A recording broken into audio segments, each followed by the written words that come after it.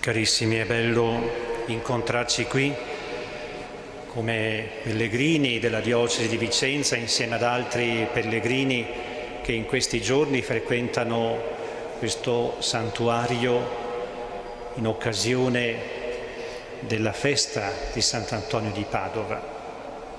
Ecco, possiamo dire che Antonio teneva sempre appresso la fiamma dell'amore divino, che lo spingeva ad annunciare la parola di Dio come un fuoco. Così la vita di Antonio è stata animata dalla speranza, aprendo se stesso, aprendosi alla fiducia,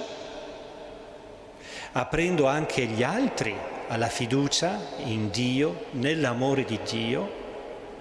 e contagiando di speranza quanti ascoltavano la sua predicazione, che sappiamo essere accompagnata anche da segni prodigiosi. Ma pure ai nostri giorni Antonio infonde speranza in tante persone che qui giungono in pellegrinaggio, come abbiamo fatto noi questa sera, perché qui sperimentano l'intercessione di Sant'Antonio attraverso la guarigione qualche volta del corpo, altre volte dello spirito, altre volte con una vera e propria conversione.